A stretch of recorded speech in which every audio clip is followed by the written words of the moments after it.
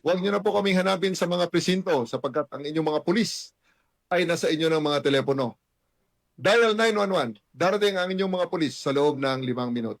Lilingkod sa bawat Pilipino at magbibigay ng tamang impormasyon para sa tahimik at maayos na Pilipinas. Police News Network, alagad ng batas, tagapagtaguyod ng balitang pulis, sandigan ng mamamayan, patnubay ng katotohanan.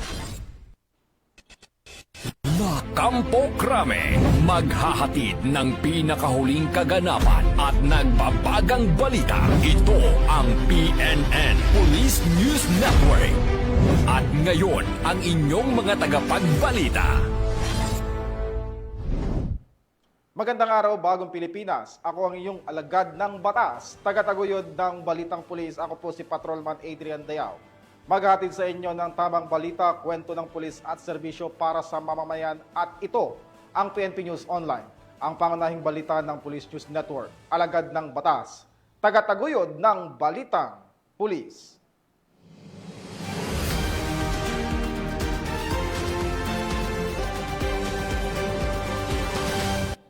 Narito ang mga balitang dapat nyong abangan.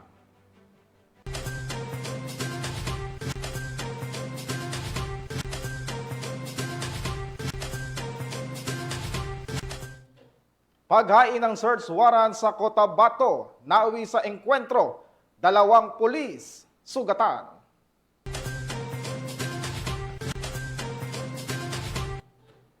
Shabu na nagkakahalagang 700,000 piso, nasamsam sa Cebu City.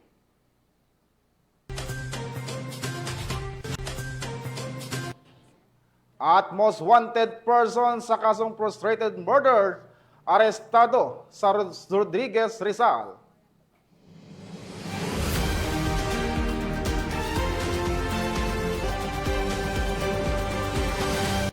Narito ang mga balitang hatid ng ating PNN correspondents mula sa iba't ibang panig ng bansa.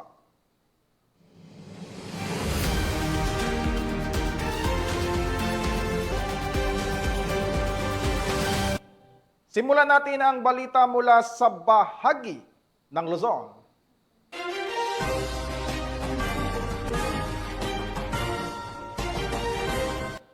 Arestado ng mga operatiba ng mga Tarem Police Station ang isang 18 anyos na lalaki na kabilang sa top 2 municipal most wanted person ng bayan ng mga Tarem, Pangasinan.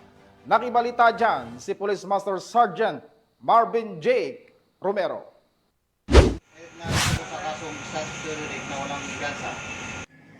Naresto ng mga otoridad ang top 2 municipal most wanted person na si Car, 18 anyos, residente ng Barangay Pisok, Orbis, Tondo, Pangasinan dahil sa kasong statutory rape. Bandang alas 5:10 ng hapon, isinagawa ng mga Tarem Municipal Police Station ang operasyon sa Barangay Burgos, mga Tarem, Pangasinan. Ang pag-aresto ay base sa warrant of arrest para sa kasong statutory rape na walang nirekomendang piyansa. Nasa kustodiya ng mga Tarem Municipal Police Station ang suspect para sa dokumentasyon bago dalhin sa korte. Mula dito sa Ilocos Region, ako ang inyong PNN correspondent, Police Master Sergeant Marvin J. Romero, alagad ng batas, tagataguyod ng balitang pulis. Maraming salamat sa Police Master Sergeant Romero. Samantala, matagumpay na naaresto ng kapulisan sa bayan ng Rodriguez, Rizal ang isang most wanted person na sangkot sa kasong frustrated murder. Nakatutok dyan si Patrolwoman GB Marie Pamoso. Ng pinagsanib na puwersa ng Rodriguez Municipal Police Station at 404th A Maneuver Company RMFB-4A ang isang regional level most wanted person sa isinagawang operasyon noong August 12, 2025, dakong alas 6 ng gabi sa Barangay San Jose, Rodriguez, Rizal. Kinilala ang suspect sa alias na Aini Doroteo o Vincent, 34 anyos at residente ng Antipolo City. Siya ay naharap sa kasong frustrated murder batay sa warrant of arrest na inisyu ng RTC Branch 174 San Mateo, Rizal noong April 14, 2023 na may kaukulang rekomendadong piyansang 200,000 pesos para sa kanyang pansamantalang kalayaan. Matapos ipabatid sa kanya ang dahilan ng pag-aresto at ang kanyang mga karapatan, dinala siya sa Rodriguez MPS Custodial Facility para sa kaukulang proseso. Ang matagumpay na pagkakaaresto sa nasabing akusado ay bahagi ng pinaigting na kampanya ng Rizal Police Provincial Office laban sa mga individual na matagal nang pinaghahanap ng batas. Mula dito sa Calabarzon, ako ang inyong Police News Network correspondent, Patrolwoman Jevie Marie Famoso, alagad ng batas, tagataguyod ng Balitang Pulis. Maraming salamat, Patrolwoman Famoso. Nasa kote ng Pasay City Police ang dalawang kilalang drug personalities na kabilang sa watch list ng pulisya matapos ang matagumpay na buy-bust operation sa naturang lungsod. Ang balita mula kay Patrolwoman IB Corporal. Arestado ang dalawang lalaki na parehong nasa station level intelligence watchlist sa sinagawang buy-bust operation ng Pasay City Police Station, Station Drug Enforcement Unit sa Barangay 30 Zone 5 sa Pasay City. Kinilala ang mga sospek na sina alias Gar, 45 anyos, at alias Julius, 27 anyos, na kapwa walang trabaho at residente ng nasabing lungsod. Nakumpiska sa kanila ang 4 na sachet ng hinihinalang shabu na may timbang na 10.15 gramo na may malaking halaga kasama ang mark money na ginamit sa operasyon. Nasa kustodiya na ngayon ng Station Drug Enforcement Unit ng Pasay City Police Station ang sospek at kakasuhan sa ilalim ng Republic Act 9165 o mas kilala bilang Comprehensive Dangerous Drug Act of 2002. Mula dito sa Camp Bagong Diwa, Bikutan, Taguig City, ako po ang inyong PNN correspondent, Patrolwoman IB Corporal, alagad ng batas, tagataguyod ng Balitang Pulis. Maraming salamat sa iyo, Patrolwoman Corporal. Samantala sa Bicol Region, pinamanahan ng Police Regional Office 5 ang Anti-Fake News Forum na layong palakasin ang kaalaman ng publiko laban sa pagkakalat ng maling impormasyon at pekeng balita sa reyon ng Bicol. Yan ang balitang hatid ni Police Staff Sergeant Irene Hani Tria Abad. Bilang suporta sa kampanya ni Pangulong Ferdinand R. Marcos Jr. laban sa pagpapalaganap ng maling impormasyon, pinangunahan ng Police Regional Office 5 sa pamumuno ni Police Brigadier General Nestor C. Babagay Jr., katuwang ang Radyo Pilipinas Albay, Philippine Information Agency Bicol at Department of Education ang Anti-Fake News Consultative Forum nito lamang 13 araw ng Agosto taong kasalukuyan na isinagawa sa Camp Simeon Ola, Legazpi City, Albay. Kabilang sa mga tinalakay sa forum ang iba't ibang paksa kaugnay ng fake news, tamang pagbabahagi ng impormasyon at mga hamon sa investigasyon ng mga krimeng may kaugnayan sa teknolohiya. Ibinahagi ng mga tagapagsalita mula sa iba't ibang ahensya ng gobyerno at media ang kanilang kaalaman upang mapalalim ang pangunawa ng publiko sa issue. Layunin nitong palalimin ang kaalaman ng publiko kung paano nakakaapekto ang mali o mapanlinlang na impormasyon sa opinyon ng tao at nakakasira ng tiwala sa mga institusyon. Ayon kay Police Brigadier General Rogelio Z. Raimundo Jr., DRDA ng Pro-5, na kumatawan kay Police Brigadier General Babagay Jr., nakatuon ang PNP sa paglaban sa fake news sa pamamagitan ng cyber patrols, mabilis na aksyon sa mga peking balita at sa mahigpit na pakikipag-ugnayan sa mga ahensya tulad ng NBI at DICT. Binigyang diin din niya na hindi kayang lutasin ng kapulisan lamang ang problema at kailangan nito ang tulong mula sa mga partner agencies at komunidad sa pamamagitan ng pagsusulong ng katotohanan at pag-iwas sa pagpapakalat ng maling impormasyon. Mula dito sa Kabikolan, ako ang inyong PNN correspondent, Staff Sergeant Irene Hani Tria Abad, alagad ng batas, tagataguyod ng Balitang Pulis. Maraming salamat sa iyo, Police Staff Sergeant Abad. Tunghayin naman natin ang mga balita mula sa Visayas.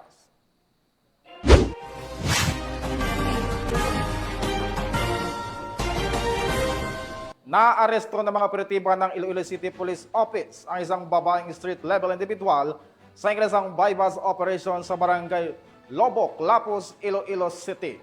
Magbabalita dyan si Patrolwoman Charmaine Balunsat.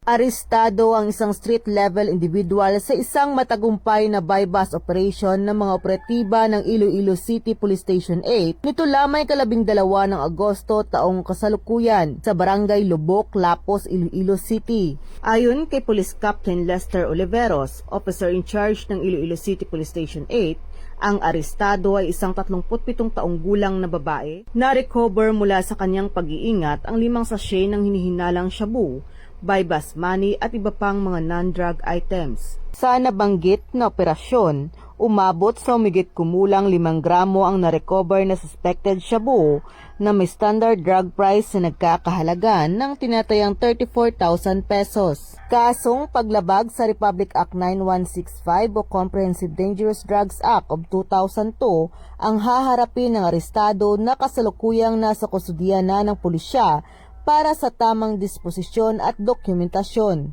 Muling pinatunayan ng Philippine National Police ang kanilang mahigpit na kampanya laban sa banta ng iligal na droga tungo sa isang ligtas at mapayapang bagong Pilipinas. Mula dito sa Western Visayas, ako ang inyong PNN correspondent, Patrolwoman Charmaine Balunsat. Alagad ng batas, tagataguyod ng Balitang Pulis. Maraming salamat sa iyo, Patrolwoman Balunsat.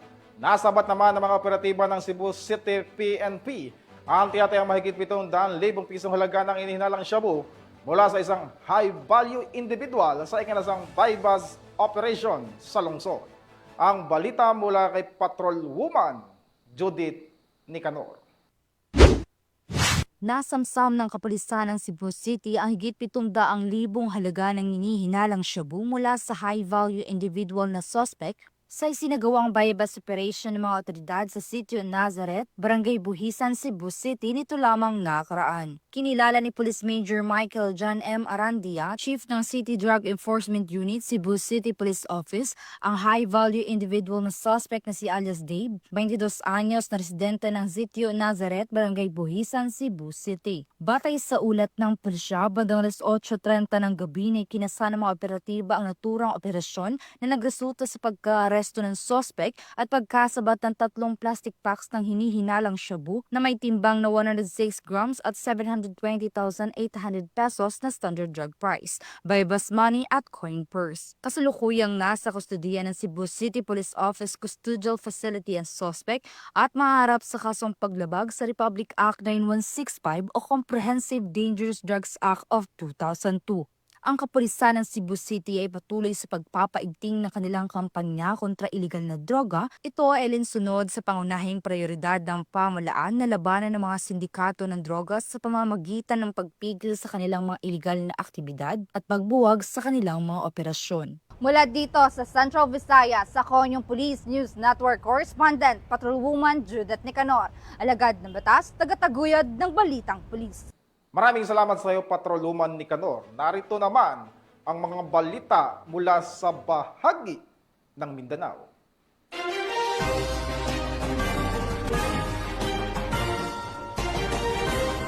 Dalawang pulis ang sugatan habang 2 armadong suspect ang nasawi sa madugong engkwentro sa Makilala, Cotabato matapos mauwi sa barilan ang paghain ng search warrant laban sa isang negosyante na hinihinalang sangkot sa paglabag sa batas at baril at bala. Alamin ang detalye ng report mula kay Patrolwoman Brilyn Jean Cabonilas.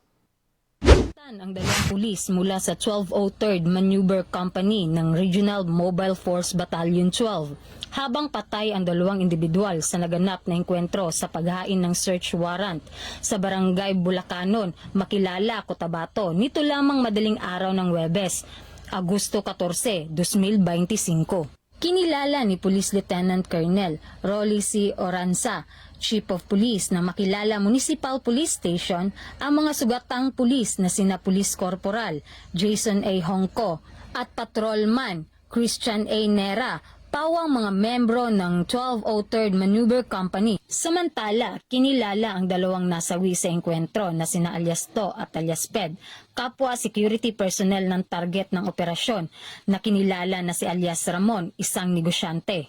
Ayon kay Police Lieutenant Colonel Oranza, sinalakay ng pinagsanib puwersa ng makilala Municipal Police Station, Cotabato Police Provincial Office, 1st at 2nd Provincial Mobile Force Company at 1203rd Maneuver Company ang compound ni Ramon sa bisa ng search warrant para sa paglabag sa Republic Act 10591 o Comprehensive Firearms and Ammunition Regulation Act. Na-recover sa pinangyarihan ng insidente ang iba't ibang matataas na kalibre ng armas, bala at pampasabog. Malinaw na ang bawat operasyon ng PNP ay kaakibat ang matinding panganib sa buhay. Patuloy na ginagampanan ang tungkulin upang tiyakin ang kaligtasan ng mamamayan. Mula dito sa Police Regional Office 12, ako po ang inyong PNN Correspondent, Patrolwoman Brilin Jean Cabunilas, alagad ng batas, tagataguyod ng Balitang Pulis. Maraming salamat, Patrolman Cabunilas. Bagsak sa kamay ng mga otoridad ang isang lalaki sa Panabo City matapos ang ilasang search warrant operation na nagresulta sa pagkakasamsam ng inihinalang shabu na tinatayang nagkakahalaga ng 30,000 piso.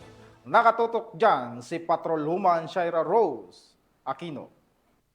Isang 44 anyos na lalaki sa ikinasang operasyon na pinangunahan ng mga operatiba ng Panabo Police Station noong hapon ng ika-13 ng Agosto sa Purok Nangka, Barangay Kagangohan, Panabo City.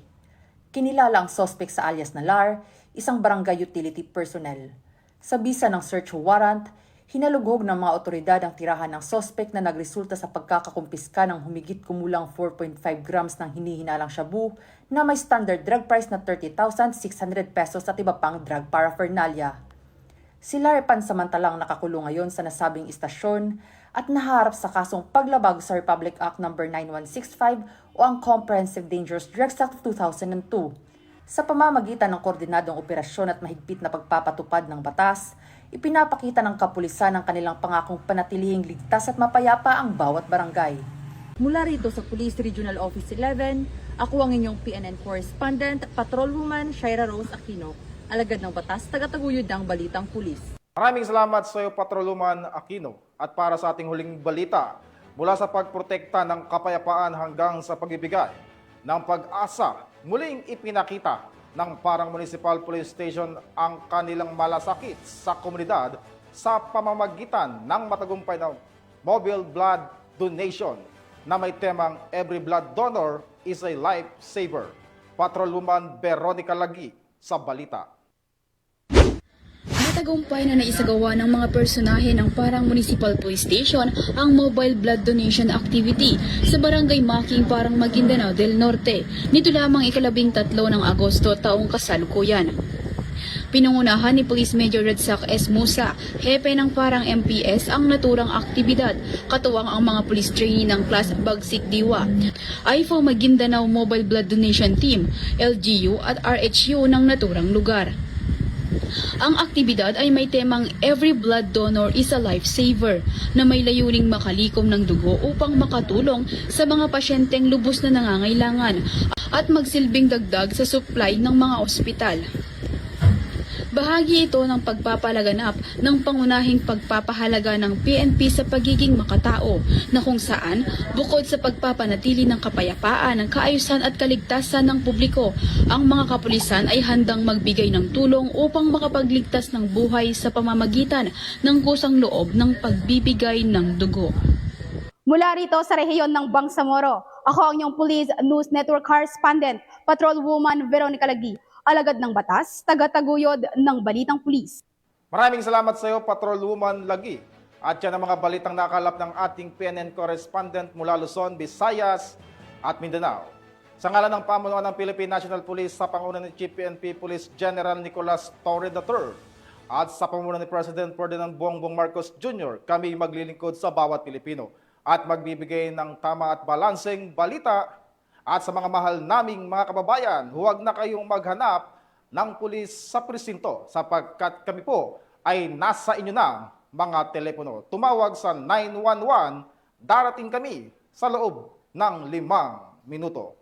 Mula rito sa tanggapan ng tagapag-ugnay ng Pambansang Pulisya, ako ang inyong alagad ng batas, tagataguyod ng Balitang Pulis. Ako po, si Patrolman Adrian Dayao, maghahatid ng tamang balita, kwento ng pulis at serbisyo para sa mamamayan at ito ang PNP News Online, ang pangunahing balita ng Police News Network.